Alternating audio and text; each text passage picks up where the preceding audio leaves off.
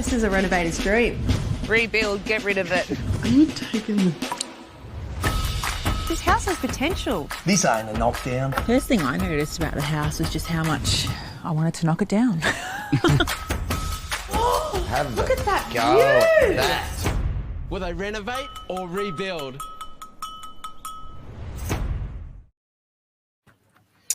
Hi you guys, I'm Rosh from Energy Matters. Welcome to our podcast Road to Zero, where we dive headfirst into all things renewable.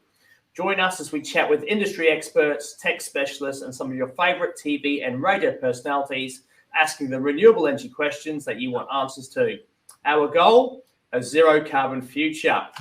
In today's episode, we're very, very happy to be catching up with Sam Behrens, Managing Director of Northlight Productions and on-site director plus co-executive producer on the hit TV show Renovate or Rebuild. Hey Sam, how are you, mate? Good, Rosh. Thanks for having me on. Quite a mouthful you got out there, so well done on that. I'd like to say I memorised that, Sam, but we both know that's probably not the case. We'll run it as you memorised it. Absolutely. Thanks, mate. I appreciate it. Look, Sam, we've got a few questions for you today, mate. So, I'm not going to completely put you on the spot, but I know that, since Renovate or Rebuild started and is obviously now on air, we've had heaps of our partners and friends and co-workers coming to us saying, the fact that Energy Matters is on a TV show we love, and we think it's just a really fantastic medium in terms of promoting a zero carbon future and, seeing what's possible in terms of net zero housing. So I've got a whole bunch of questions to ask you in respect to that. And thank you for being a good sport and jumping on today. I really, really do appreciate it. I'm looking forward to it, mate. Fire away. Right, good stuff. Well, the first question I have for you, really, and it's more a bit of a background question. Keen to understand about your journey, your personal journey to becoming a producer of TV shows. How did your journey get to where you are today? Oh, personally, started fresh out of school, 19, doing some sales for a smaller production company back in the day, and as you know, most people learn on the job while they're working. So after a couple of years of doing sales and eventually realizing you're producing as you're going, we branched out, me and Sean, the editor, and who's done an amazing job putting the whole show together. And we just went out and started our own thing. So we started off with Ready, Set, Reno, a show with Michael and Carleen, who are Team Renovate up in Queensland. And had a really successful season. We kind of always, for that first season, made sure we under-promised a lot and over-delivered for that first one. And it went really, really well. We got good ratings. From there, we carried on with open homes. We're up to 5 seasons of that now. So it's just kind of a natural thing where you really learn on the job and then take that big step. It was a bit hard to take that first step, but once you do, you're rolling. I was going to say, how did that first step happen? how did you go from obviously yourself and Sean deciding, we want to produce TV shows, to then working with Michael and Carleen, who, to be fair, out of the 12 or 13 seasons of the block, they're pretty much up there as, some of the superstars of the block, right? In terms of the work they've done and their exposure. How did you just pick up the phone? Hey, Michael, hey, Carleen, we want to make this TV show. Well, they had a rough trot on the block on their season, so we got them right off the back of that. And to be completely honest, it was a bit, when we actually started Ready, Set, Reno, I was the, EP on that show heading it while we were working for the old company. And then mid-season, our old boss just kind of up and left to America for some reason. And me and Sean, as we were running the whole show, thought, well, we can't, we were right at the start of production. We thought, we started this. Michael and Carleen have just gone through the block. We're not letting them down again. So we just banded together and thought, we're putting a company together. We're just going to get this show out and then see what happens. And then it just worked so much better with just the two of us and the rest of the crew we were working with, as opposed to working for another company. So we realized when you know what you're doing and you got someone else who's really good at what they're creating the show, it's easy in the end of the day. So we just kept carrying on with that. So we were lucky, it was kind of the best thing for us with our old boss leaving, because it gave us the room to grow. Absolutely. It almost gave you that impetus to say, we love what we do. Let's just go for it and do it. Exactly. And we've just run with it since, and everyone just gets better and better. And now 5 years later, we got Renovate or Rebuild, which, it's definitely our best one to date. We got some cracking talent in it, cracking partners on there, and it's rating really well. So we're really excited where that's going to go and grow in the next few years. How did Renovate Rebuild come about? How did you meet James? Where did that project come from? Well, that was, again, it's all for me. It's all about just having a stab and seeing what happens. We randomly got a tender opportunity for this job. And, we don't normally do tenders. I'm normally out there doing sales and getting partners and making these shows myself. And I thought, this is about sustainability. It's about, they want to make a sustainable show. And me and Sean are both pretty passionate about that side of things. We don't promote it as much beforehand, but now we can. It's great. So I made a big effort to put a good tender together. And James and Rachel, who was also heading that at the time, came back and I think we just had a bit of synergy going on with, they could see we had passion. I could see what they wanted to do, having not stepped into TV before, but I could see the goal and the amazing mission behind it. So I think, we got a tender together. We met along. We did a pilot with Josh Byrne. Yeah, I remember that. That was awesome, that pilot. Yeah, and we went above and beyond for that one because we knew that, if we can nail this, we can get this show up and going. And Norman, Jess, and Michael and Carleen were initially the team Rebuild and Renovate. And we were initially planning to have just 8 episodes of those 2 couples going around. But obviously through COVID, we made some last minute changes. Me and James were pretty quick on that to say, and it worked for the best because we got more talent involved. It made it quite exciting. And it obviously helped with those border restrictions that we had all the talent kept in their initial states. But it was one of those silver linings where it worked for the best. I mean, with everything that happened with COVID, I mean, it was absolutely, it literally was a moving feast, wasn't it? I mean, I just remember that process. It's like one day, it's like, okay, Roshan, we're going to film this. Okay, so there's been a change of plan. We've now added more crew to the team. I mean, inside of that, the question I have there is around the talent. I mean, every single contestant or the talent, the people we've been working with across the country, I mean, they're all absolutely incredible. I mean, personality-wise, enthusiasm, I mean, they're absolutely brilliant.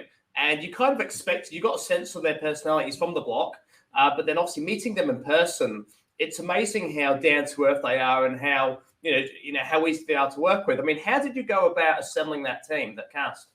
Well, we started with Michael and Carly, and we've worked with them on most of our shows. I got an intro to Jess and Norm through Dave Franklin, our good friend Dave Franklin. You're gonna love Jess. I had the first chat with Jess and met Norm and Jess, and we just got along like a house on fire. They're just great. So we started with those 2 guys. We've worked with, and the thing is, we've worked with a lot of these guys behind the scenes doing some brand stuff. We've worked with Jesse separately. He's been doing hosting for us for Open Homes.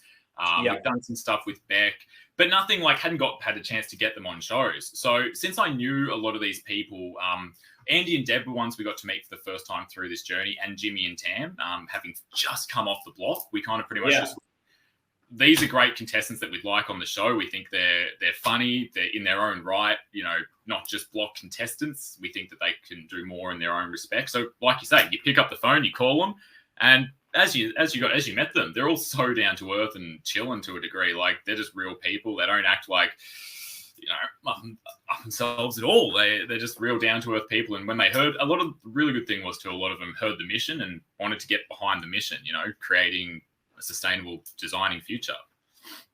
Yeah, and they're also enthusiastic about it. I mean, one of the things that blew my mind, every time I turned up on set, to either watch the filming for the day or participate inside of the segments that we had, I mean, they're also respectful. I mean, there's me thinking I'm about to meet Michael and Carleen or Jimmy and Tam or Jesse Mel or Beck and George, and then you rock up and they're gonna I think I remember when we got to New South Wales, Jess, I got there quite late. I think I was there just after 12:30, and you guys had already ordered lunch, and I rocked up on set and Jess just looked at me and said did you bring any lunch? And I was like, no. She goes, here you go. And just ripped off half of her baguette and just gave it to me. I was like, no, I can't take that. She goes, yes, you can.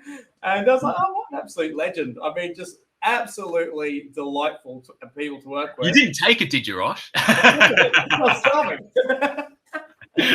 Mate, I've learned in my life never to turn down half a baguette. Especially from Jess Eva, that goes down. Absolutely, and it was delicious. You're bang on. They're all just absolutely amazing people. Couldn't say a bad word about any of the guys we've worked with. I'd have a beer with all of them outside of work. No, absolutely. I think I've had a beer with a few of them now. So certainly enjoying getting to know them. But really, with filming Renovate or Rebuild, I mean, I spoke to James about it in our last episode, and it was a challenge. I mean, it was a massive challenge inside of the COVID restrictions of being able to travel. But from your Remember perspective, that morning you had, remember that 6 a.m. call when we were heading to the airport? Hey, Rosh, sorry, we're filming in 4 hours, but we've got to go. yeah. Thanks for that one. I think I was waking up. I was just waking up, and I said, "And where are you?" And you go, "Oh, we just landed in Melbourne." I was like, "Hang on a second, I'm still in the Gold Coast. How did that happen?" Anyway, I've forgiven you for that. But but inside of managing that, I mean, I know you're just going to say you took it in your stride, but holy crap! I mean, that must have been a massive, how was it for you? Oh, it was good. It was fine at the start. Like, we got pretty lucky with the Melbourne filming block.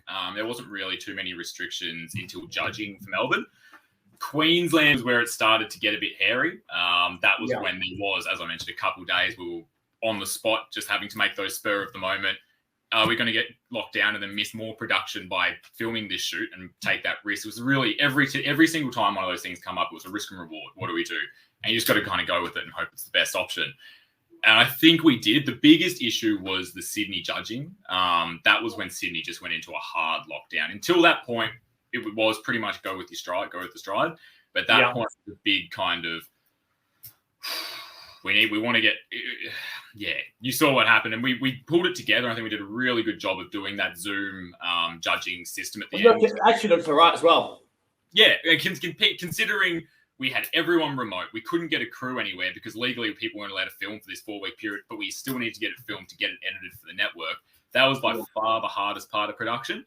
But we were just so lucky. We had Andy and Deb, James Treble, who's just an absolute star, Norman Jess. It was just a really strong group that could hold that Zoom together. So we lucked out with the talent. That's what I would say.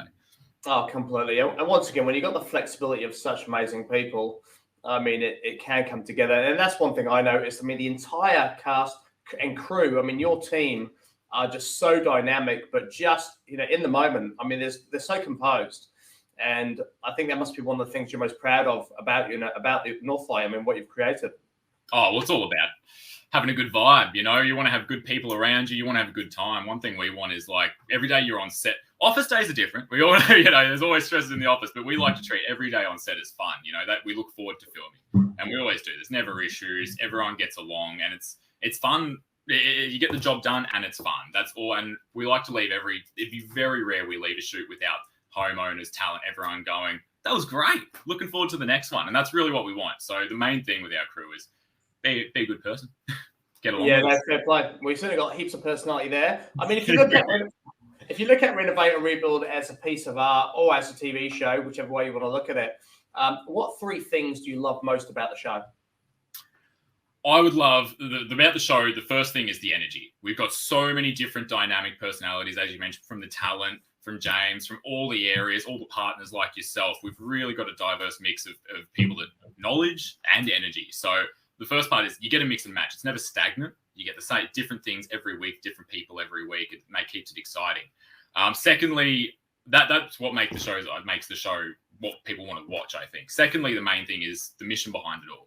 It's one of the first shows that's ever really been on a mainstream, and that's what we tried to do, because there's a lot of stuff on ABC and SBS, but I like to look at it a bit like you're preaching to the choir. A lot of those people believe the mission already. So it was really exciting to kind of get this on a commercial network where the masses are watching, and it's the masses that aren't really, so much converted, for lack of a better word, but starting to then understand, it's not a click where you have to be converted. It's just a thing that you can bring into your life and everyday stuff, and it's popular, and it's what everyone's doing these days. It's what the celebrities are doing these days. So trying to get that into everyone's life is really exciting, and hopefully, there's such an amount of waste in building. If it makes a small difference, it'll make us feel really good about ourselves. I think they're definitely the 2 main things about it. And then thirdly, just really excited to see where it's going to go. It's getting really good ratings at the moment, a lot of eyeballs on it. So we're just excited for season 2. The plan is to hopefully get some builds involved, and that's going to really take it to the next level. I mean, I was chatting to James about that exactly. If you can actually then move it to one step further to where there is actually a renovation or rebuild happening throughout the season, and at the end of it, you kind of almost see something underway or even something complete. I mean, that would be absolutely insane. I mean, and look, for logistically, I mean, I think, and I've seen some of the feedback, so saying to James, you're always going to get your occasional person on Facebook saying, well, why can't you actually build a house? Logistically, to do that within a certain period of time, I mean, that's not always possible, right? And the block is, got a ridiculous budget, so that's obviously where that comes from. But I think what you achieved out of this season of Renovate and Rebuild already was outstanding. To see how you can take it to the next level is really, really exciting. Yeah, we're excited. But as you say, that's exactly it. It's a big planning phase once you get the builds in. And credit to Jules and the guys down who make the block, because that's a special skill set to be able to plan something like that. And we're trying to get there. We're learning. That's right now what we are right in the process of, is figuring that out. No, good stuff. I love it. And so on that subject, so I mean, in terms of future projects, I mean, what are you actually going to take from your experiences with Renovate and Rebuild into future shows, like shows that you've got in the diary already that you're going to start producing very soon, or already have begun filming, as well as future projects? Well, honestly, it's really opened our eyes about how much other people are buying into the mission, if that makes sense. And we've realized we can incorporate this into our other shows. So, for example, we're filming season 5 of Open Homes right now, and we're showcasing all sorts of other solar partners. Again, thanks to yourself helping connect us and being involved with the show and being an amazing tech guru who can do the breakdown for us, because I'm the layman. I'm the one that's learning. You're the one that's teaching us. So Open Homes, we're incorporating in there. We've got a Best Pools show coming up where we're going to be trying to really incorporate, obviously, pools and heating use a lot of electricity. So we're going to try and at least tackle how you can fix that as you go. Renovate or Rebuild's coming up. We've got another one in the pipeline next year that it's exciting, but we're just trying to make sure we incorporate something into every show.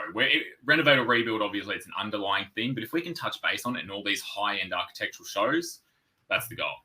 Absolutely. I mean, and once again, I mean, it's the edutainment factor. I mean, if you're actually making a difference and having people consider that there's a more sustainable alternative in respect to what they were originally planning, I mean, all of a sudden you've made a huge difference. And if you can touch even 10% of your viewers and have them make take on something, then brilliant. It's got an amazing result. So that's fantastic, mate. I love that. And I guess for all of our viewers and listeners out there, I mean, what are a couple of simple things you're doing, or your business is doing, to move forward towards a net zero future? Well, it's just little things that I had no idea before this show. Like, we've got really dark kind of old 80s house, and I know some people will say, don't say this because it lets extra air leak in, but for example, we've got skylights in the really dark areas. Again, not for all homes because it lets extra air in sometimes, but for really dark homes, now we don't need to keep the lights on 24 hours. For the first time, we're actually looking at star ratings, because like on appliances, because I learned it does make a difference, And one big one, for some reason, this one is a really good one, learned about zoning. So like just heating specific rooms. Normally we used to just blast the heater. Because I'm from up north, I used to love, being in Melbourne. I'd be like, I want to be in 30 degrees all the time. But now it's like, just keep one room 30 degrees and close the door. And it's much better for the bill, firstly. And then if, a bunch of people are doing this, obviously it's going to be good for the planet. Nah, absolute legend. Well, look, Sam, thank you so much for being on today, mate. I do appreciate it. We love working on mate, absolutely. We've loved working on Renovate Rebuild, and we're excited to be working on Open Homes Australia with you. So we're ready to do a bit of filming for that one, which is going really well, and a lot more filming coming up over the next month. So now restrictions have dropped, we can travel again, which is awesome. So excited to be finishing that one with you too, mate. So thank you very much, and you've been an absolute sport today. Oh, and thanks so much, Rosh. It's been a pleasure, meeting you and working with you and the team. We've learned so much. So to Energy Matters and yourself personally, can't thank you enough for all you've helped and taught us with over the way. You're welcome. Well, this is the start of a very long and successful relationship, mate. So we'll keep it going in work and on the golf course as well. This will be the throwback podcast at the Energy Matters Road to 0,000th podcast. Exactly. Right. Well, before I finish up, just a quick one to all of our viewers out there. Remember, you can get 3 free solar quotes and a free energy bill comparison via our website, energymatters.com.au, or simply follow the link below, which is energymatters.com.au /solar quotes. Following this, you will see our social media pages. So please feel free to visit us via social media, to like us and subscribe to our channels. Thank you all once again, and cheers, Sam. All the best. Thanks, guys. See you later. See ya.